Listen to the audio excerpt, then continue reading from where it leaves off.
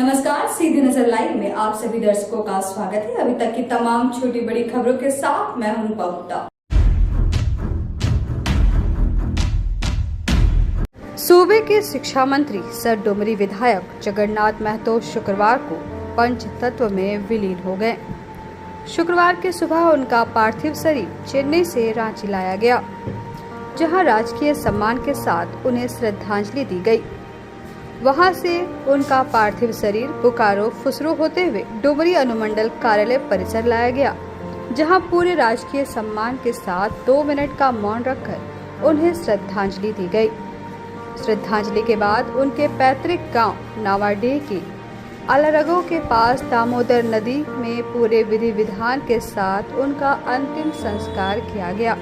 उनकी अंत्येष्टि में मुख्यमंत्री हेमंत सोरेन, स्पीकर रविंद्रनाथ महतो, विधानसभा अध्यक्ष आलमगीर आलम, मंत्री बन्ना गुप्ता, बादल पत्रलेख, मिथिलेश ठाकुर, सत्यानंद भोक्ता सहित कई मंत्री व पार्टी के कई वरिष्ठ नेताओं के अलावा हजारों की संख्या में लोग शामिल हुए। इधर डुमरी अनुमंडल कार्यालय पहुंचे विभिन्न राजनीतिक दलों के नेताओं ने टाइगर जगन्नाथ महतो को श्रद्धांजलि देते हुए शोक संवेदना व्यक्त की। इसी क्रम में गिरिडीह उपायुक्त नमन प्रियस लकड़ा, एसपी अमित रेणु के अलावा सदर विधायक सुदीप कुमार सोनू, गांडे विधायक सरफराज अहमद, भरकट्टा विधायक अमित यादव, कोडरमा सांसद प्रतिनिधि दिनेश यादव, जिला परिषद अध्यक्ष मुनिया देवी, बगोदर के पूर्व विधायक नागेंद्र महतो, डुमरी प्रमुख ऊषा देवी, कांग्रेस के कार्यकारी अध्यक्ष सतीश केडिया, नरेश वर्मा, माले नेता पूरन महतो, राजेश यादव, राजेश सिन्हा, पप्पू खान, नागेश्वर महतो, कन्हैया सिंह आदि ने डुमरी अनुमंडल पहुंचकर स्वर्गीय महतो को श्रद्धांजलि दी।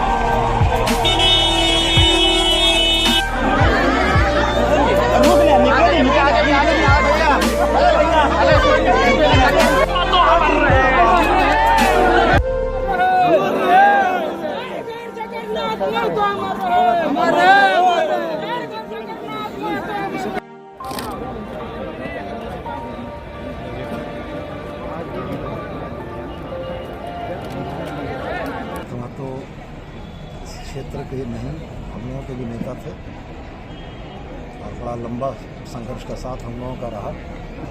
आज उनसे बिछड़कर बड़ा मन भारी है और बड़ा अफसोस है कि जो काम वो पूरा नहीं कर पाए, जिसकी चर्चा अक्सर वो करते थे, कुछ काम अधूरे रह गए। पारा टीचर के मुद्दों का समाधान हुआ, रसोइया के मुद्दे का समाधान हुआ, आंगनबाड़ी सेविका सहायता के मुद्दे के समाधान में हमेशा मैंने खास करके एक चीज़ गौर करने की जरूर हमने देखी कि झारखंड के जो भी अनुबंध कर्मी थे, जो भी झारखंड के मूलवासियों के सवाल थे, उन सवालों पर उनकी सजगता उनके जाने के बाद आज बहुत खलेगी। इतनी मुखर आवाज़ जो झारखंडियों के हित की थी, आज वो खामोश हो गई। टाइगर जगन्नाथ महतो जो माननीय शिक्षा मंत्री के पद पर और मध्य उत्पाद मंत्री के रूप पर थे और डुमरी विधानसभा क्षेत्र के 3 बार लगातार विधानसभा की सदस्यता में रहे और काफ़ी संघर्षशील व्यक्ति रहे और पूरे क्षेत्र के जनमानस की समस्याओं को लेकर बराबर जूझते रहे।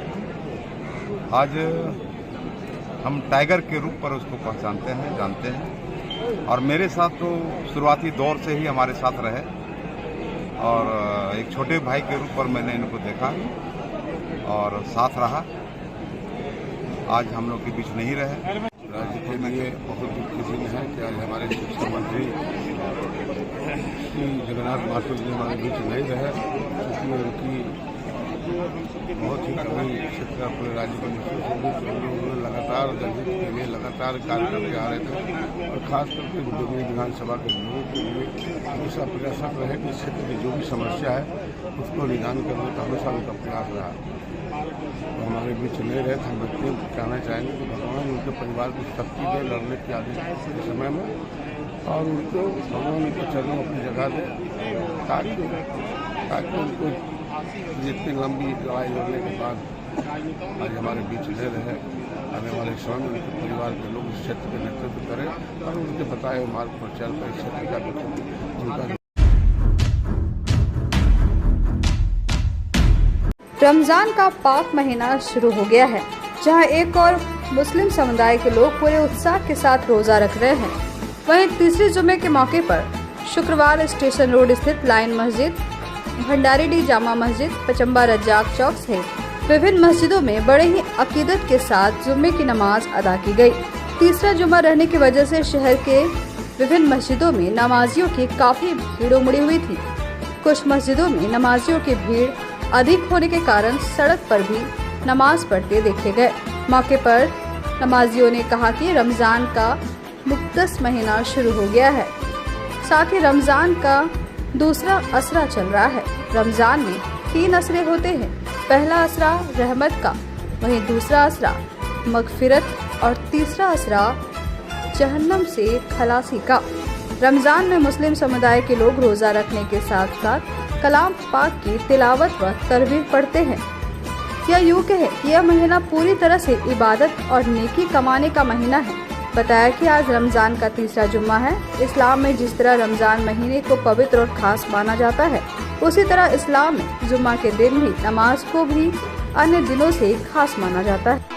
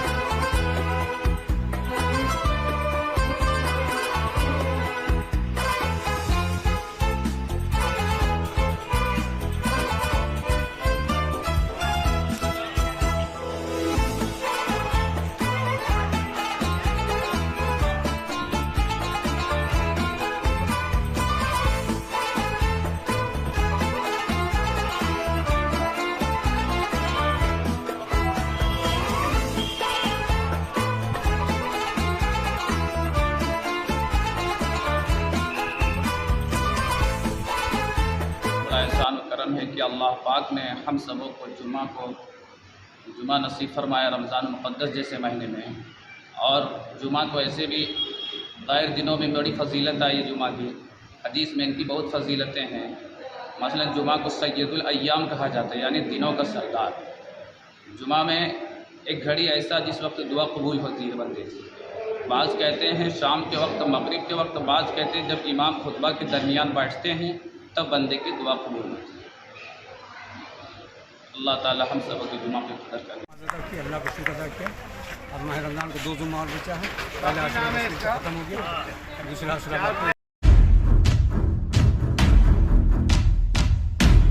गुड फ्राइडे के मौके पर जिले भर के विभिन्न गिरजाघरों में यीशु मसीह के क्रूस पर हुए बलिदान को याद करते हुए प्रार्थना किया गया।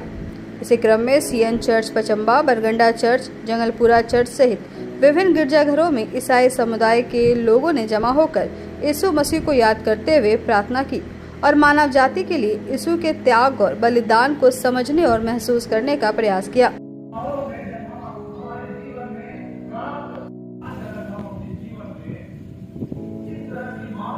देखते रहे अपने शिष्य के माध्यम से, परंतु एक सवाल को जब हम देखते हैं कि उसने अपने मां वालों को जो स्नेह, प्रेम और कई ऐसे लगावपूर्ण जिम्मेवारी सकते हैं कि जिस रिश्ते को, जिस जिम्मेवारी को परमेश्वर ने यूहन्ना ने अपने आप को एक शिष्य के रूप में यह वर्णित करता है। कहता है कि उसने चेले से कहा, ये तेरा वेदना को, एक पीड़ा को महसूस कर, और उस पीड़ा को प्रभु यीशु ख्रिस्ट ने देखा, बना है इस रूप में कि उसके चेले जिससे वो अत्यंत प्रेम करता था।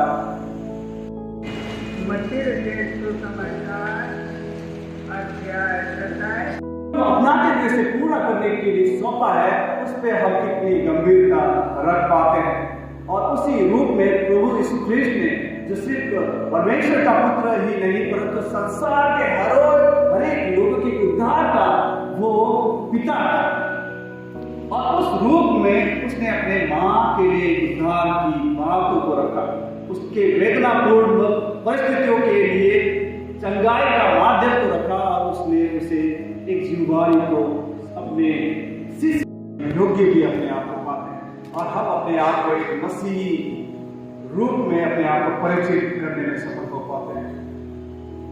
ये एक आत्मिक दायित्व, एक आत्मिक जिम्मेवारियां जो मरियम ने पूरा किया, और जब उसने प्रभु को अपने लिए एक पुत्र के रूप में पाया, एक सांसारिक मां के रूप में जो एक मोह, एक प्रेम, एक स्नेह का परिचय को हम देखते हैं, उसने अपने पुत्र के प्रति भी उसी जिम्मेवारी को गंभीरता के साथ पूरा किया। हम कई मायनों में, हम सांसारिक रूप में, हम परमेश्वर की योजनाओं कामों को समझने में कभी कभी विफल होते हैं कि परमेश्वर ने जो हमें सौंपा है सांसारिक रूप से, वो भी परमेश्वर की योजना और उसकी अनुग्रहता है कि हम इस संसार में इस जिम्मेवारी को बड़ी ईमानदारी और सच्चे रूप में पूरा कर पाए। और माता मरियम ने भी अपने आप को सिर्फ एक मां, एक दासी के रूप में ही नहीं परंतु प्रभु का मां के रूप में भी अपने गंभीरता को समझा, उसे पूरा किया। और इसके रूप में हम ये देखते हैं, हम सुसमाचारों में पाते हैं कि प्रभु यीशु ख्रिस्ट के सेवकाई कामों में, सेवकाई जीवनों में माता मरियम को हर जगह उपस्थित हम देखते हैं, चाहे वो काना के उस विवाह में समारोह या कई ऐसे स्थानों में हम पवित्र बाइबल में उसके वर्णनों को पाते हैं। और उन सब वर्णित परिस्थितियों के साथ साथ हम पुरुषीकरण के उस वेदनापूर्ण स्थल को भी हम देखते हैं जहां मां के रूप में मरियम उपस्थित है। जय मसीह की। आज गुड फ्राइडे का चर्च सर्विस हमारे पचामा चर्च में 12 बजे से आरंभ हुआ है 3 बजे तक। आज गुड फ्राइडे के चर्च में विशेष आकर्षण यही रहता है कि 7 वाणी जो प्रभु यीशु मसीह ने क्रूस पर से बोला था, वो 7 वाणी आज हम लोग स्मरण करते हैं। और उन 7 वाणी में प्रभु यीशु मसीह ने मानव कल्याण के विषय में, मानव क्षमा के विषय में, दया के विषय में और अपना जो उद्देश्य था इस धरती में आने का, उस उद्देश्य को पूर्ण करते हैं। जैसे कि पहला वाणी में यीशु मसीह कहते हैं कि हे पिता, इन्हें क्षमा कर क्योंकि ये नहीं जानते कि ये क्या करते हैं। तो इस प्रकार से यीशु मसीह ने क्षमा का संदेश देते हुए अपने मृत्यु काल का जो अंतिम समय है, अंतिम क्षण था, उसमें भी मानव जाति का क्षमा के विषय पर अपने पिता परमेश्वर से विनती किया। और अंतिम वचन में उन्होंने कहा, हे पिता, मैं अपनी आत्मा तुझे सौंपता हूँ। और इस प्रकार से उन्होंने इस संसार में अपना बलिदान को दिया ताकि पूरे मानव जाति का पाप क्षमा हो सके। और इस प्रकार से ये 7 वाणी कंप्लीट आज गुड फ्राइडे के दिन में हो जाता है। इसके बाद फिर हम लोग रविवार को जो तीसरा दिन होता है, उस दिन प्रभु यीशु मसीह के जी उठने का पर्व ईस्टर को मनाते हैं। उस दिन भी हमारा चर्च जो है वो सवेरे 4 बजे आपका सेमेट्री जो कब्रिस्तान है वहाँ पे सभी लोग जमा होंगे इस विश्वास के साथ कि जिस प्रकार से यीशु मसीह तीसरे दिन जी उठे थे, वैसे ही सारे लोगों के परिजन भी एक दिन जी उठेंगे और स्वर्ग में परमेश्वर से मिलने पाएंगे। तीसरी प्रखंड में डाबर से चिरवा भाया जोड़ सिमार तक कालीकरण व पीसीसी निर्माण कार्य आर्यों द्वारा कराया जा रहा है। जिसमें भारी अनियमितता बरती जा रही है। निर्माण कार्य घटिया व मनमाने तरीके से कराए जाने की वजह से स्थानीय ग्रामीण काफी आक्रोशित है। ग्रामीणों ने कहा कि संवेदक के द्वारा सड़क कालीकरण में सुधार व गुणवत्ता से निर्माण करने के दबाव बनाने पर झूठे मुकदमे में फंसाए जाने की धमकी देता है। इस संबंध में अजय यादव, पंकज यादव, कमलेश यादव सहित अन्य लोगों ने कहा कि 1 किलोमीटर तक कालीकरण सड़क निर्माण घटिया तरीके से किया गया है। निर्माण के 2 दिन में पिच चपरी की तरह उखड़ने लगा है। सड़क पर कालीकरण की गई पिच को उखाड़कर भी लोगों ने दिखा दिया। कहा कि शिकायत करने के बाद भी निर्माण स्थल पर संबंधित अधिकारी व कर्मी नहीं आते हैं, जिससे संवेदक का मनोबल काफी बढ़ा हुआ है। इधर सड़क निर्माण कार्य में लगे मजदूरों ने भी संवेदक पर काम करने के बाद भी 1 सप्ताह से मजदूरी नहीं देने का आरोप लगाया है। मजदूर कारू राय ने कहा कि 12 मजदूर काम कर रहे हैं। महिला मजदूर को 350 और पुरुष मजदूर को 400 रुपए मजदूरी पर रखा गया है। आयोग के जेई ने कहा कि सड़क के कालीकरण कार्य करने में अगर गड़बड़ी है तो इसकी जांच की जाएगी। अगर जांच में अनियमितता पाई जाती है तो संवेदक के खिलाफ कार्रवाई होगी।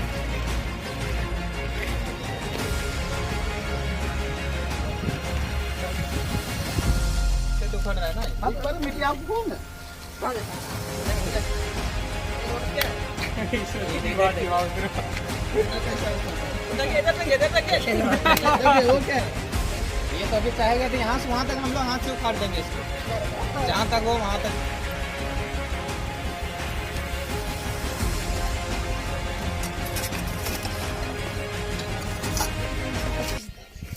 कुछ नहीं, पैदल जाते हैं 8 किलोमीटर। कहाँ से आते हैं? उधर सेवा हाउस से आते हैं। और हम लोग रुकवाए थे, मिट्टी पे डाल रहा था वो पूरा पिच। हम बोले मिट्टी हटा लो, तो बोले सब ऐसे पे रह जाएगा। रिपेयरिंग हो रहा है बोल रहे हैं कि ऐसे ही रिपेयरिंग होता है, इससे ज्यादा कुछ नहीं होने वाला, इससे ज्यादा हम लोग नहीं डाल पाएंगे। ऐसे ऐसे बहुत कुछ बोल रहा था। फिर हम लोग बोले ठीक है आपका जैसा इच्छा है, लेकिन अब यहाँ काम मत कीजिए। अभी क्या कर रहे थे लोग? रुकवाने के लिए आए थे काम।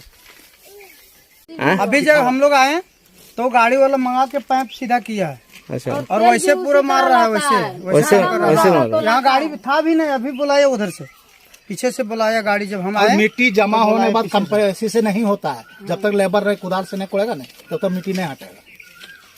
अब बिल्कुल आगे तो एकदम बिल्कुल 1 फीट मिट्टी पर दिया, क्या होगा? घर के पास 1 फीट माटी होगा। और हम जब बोले तो बोला जीएसपी डालेंगे। जब तक हम इधर माने तीसरी गए तब तक पिच करके। हम लोग रोड में जब विरोध करते हैं ना, तो ठेकेदार धमकी देता है कि जा रहे हैं थाना में, आप पर एफआईआर करेंगे। ठेकेदार? हाँ, परसों जब बोले कि क्या नाम है ठेकेदार का? ठेकेदार का नाम नहीं, राजेंद्र मंडल। राजेंद्र मंडल। हाँ। नंबर है? नंबर नहीं मेरे पास। वो फोन किया था आपको? मैं आके सामने धमकी दिया है। हाँ। तो मेरे घर के पास रोक के बोला कि तुम पर जा रहे हैं एफआईआर करने। कल काहे के लिए? बोल तुम्हारा ही नाम आता है आगे। कल गलत कीजिएगा तो हम तो आगे रहबे करेंगे। अब मिट्टी पर बनाइएगा रोड तो आगे क्यों नहीं रहेंगे? काम कर रहे हैं जो योजना, उसका बोर्ड कहीं लगा है आपके यहाँ? नहीं, बोर्ड अभी नहीं लगा। बोर्ड नहीं लगा है। काम खत्म करने के बाद लगाइएगा क्या? नहीं लगेगा, बोर्ड आ रहा है। श्री प्रखंड के जमामा माता मंदिर के प्रांगण में राधा कृष्ण मूर्ति स्थापित को लेकर 9 दिवसीय श्रीमद् भागवत महापुराण कथा ज्ञान महायज्ञ के लिए गुरुवार को झंडारोहण पूजा समिति के द्वारा की गई, जिसका नेतृत्व मुख्य रूप से समाज सेवी निरंजन राय ने की। झंडारोहण के पूर्व भव्य रूप से 18 मौजा के ग्रामीण, महिला, पुरुष व बच्चों ने दुर्गा मंडप प्रांगण में जमामा माता मंदिर तक बड़े धूमधाम से शोभा यात्रा निकाली।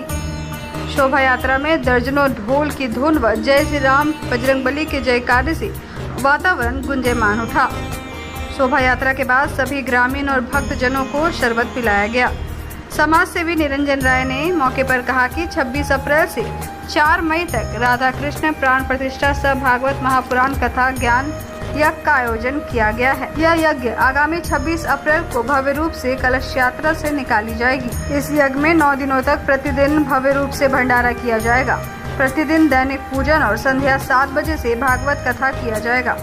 इन्होंने कहा कि 9 दिवसीय भागवत कथा वृंदावन के कृष्णा प्रिया के द्वारा प्रत्येक दिन अलग अलग झांकी रामलीला कथा का ज्ञान दिया जाएगा। इस मौके पर रामचंद्र यादव, ब्रह्मदेव यादव, संत कुमार, वीरेंद्र राय सहित कई ग्रामीणों का सहयोग रहा।